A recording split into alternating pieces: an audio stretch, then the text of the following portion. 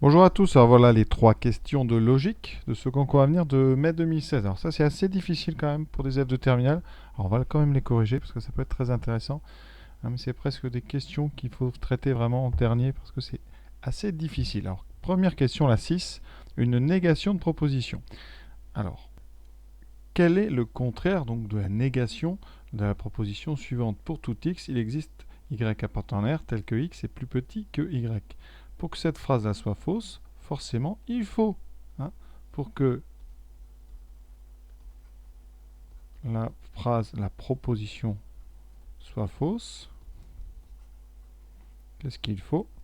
Il faut quoi? Eh bien, il faut donc qu'il existe. C'est-à-dire que cette phrase pour tout doit être là fausse. Donc, il faut qu'il existe un élément. Il faut qu'il existe un élément x, donc on va écrire x appartenant à R, tel que la suite ici soit fausse. C'est-à-dire qu'il faut que vous ayez un élément pour lequel il n'existe pas de y appartenant à R, tel que x soit plus petit que y. Donc il faut qu'il existe x appartenant à R, tel qu'il n'existe pas un, un réel y qui vérifie x strictement plus petit que y. Donc forcément, eh bien, ça veut dire que pour tout y, hein, le symbole pour tout, je vais le mettre, c'est un A à l'envers. Vous l'avez peut-être déjà rencontré. Ça veut dire pour tout. Voilà. Donc pour tout y appartenant à R, on a forcément x qui n'est pas plus petit que y, donc x qui est supérieur ou égal à y. D'accord? Donc à retenir, c'est que le contraire de pour tout x appartenant à R, hein, c'est il existe un x appartenant à R. Donc, vous pouvez s'éliminer déjà assez facilement la B, puisqu'un contraire d'un pour tout n'est pas un pour tout, et ça nous garantissait assez rapidement la A. D'accord? Puisque le C, en fait, on n'avait rien changé de x plus petit que y, donc ça ne pouvait pas être le contraire de cette phrase-là. Et puis forcément, vu que la A est bonne, eh bien, la D était fausse. Voilà, donc une question assez difficile, parce qu'il faut vraiment avoir réfléchi un petit peu sur le contraire d'un pour tout x appartenant à R. Voilà. Donc c'est comme si on vous demande de montrer qu'une propriété est fausse, il faut trouver un contre-exemple. Donc c'est ce qu'on est en train de faire. Vous avez trouvé un élément x, hein, tel que la proposition d'après ne soit pas vraie. Donc voilà la question 6, pas évident. Passons à la question 7. Alors la question 7. Donc c'est plus simple puisque on vous demande juste des propriétés qui sont vraies. La complexité, c'est qu'il y a pas mal de symboles et des lettres. Donc on va les prendre une par une. Alors la première, on vous dit quoi? Il existe donc un entier. Donc on va enlever les symboles. Il existe un entier naturel qui vérifie quoi? Qui est plus petit strictement que tous les réels. Hein, il existe un entier naturel plus petit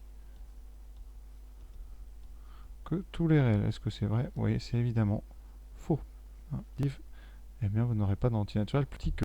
Donc c'est évidemment faux. Le B, qu'est-ce qu'on vous dit? Pour tout réel, x est réel y, on a x carré moins y2 positif. C'est évidemment faux, il suffit d'inverser x et y.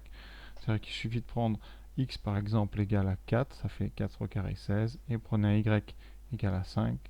Voilà, vous aurez ça qui est négatif. Donc c'est évidemment faux. Le C.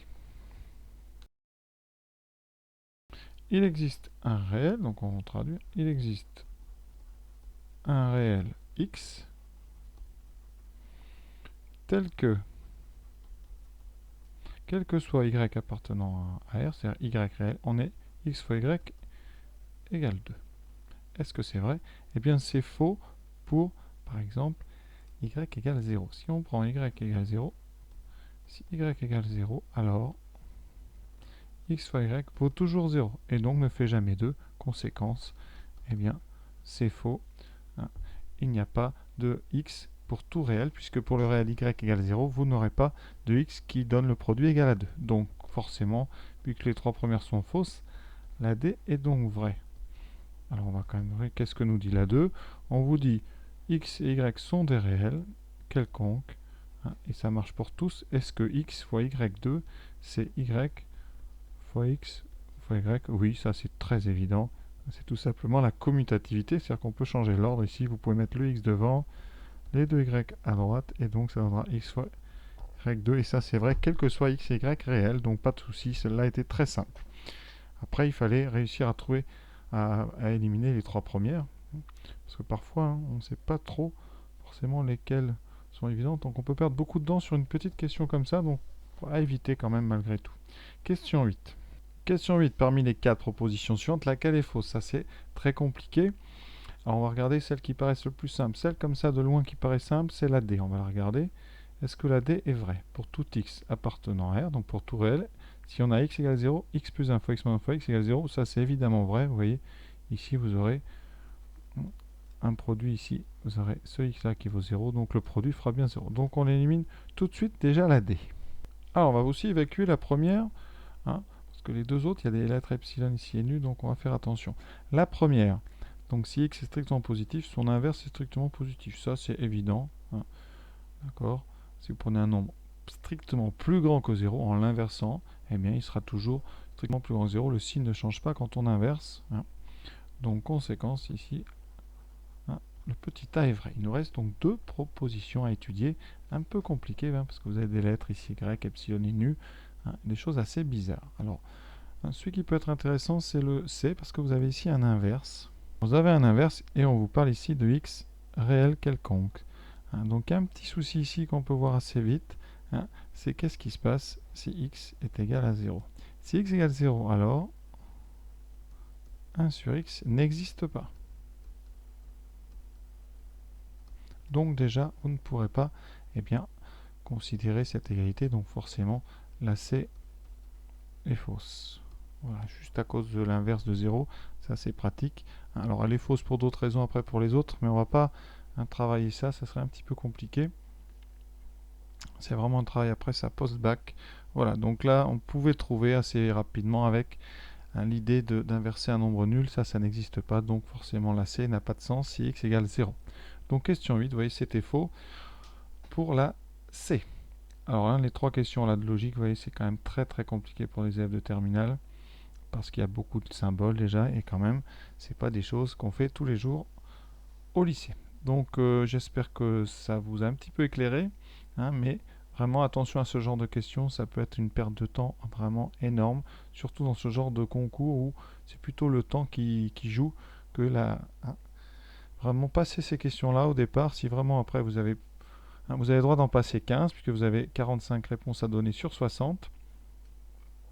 Donc à la rigueur, vous laissez ces questions-là de côté. Si vraiment vous savez plus quoi faire à la fin, vous les lisez, et puis vous regardez si vous pouvez pas répondre. Donc voilà. Voilà pour ces questions logiques. À très bientôt pour la suite de ce concours à venir de mai 2016.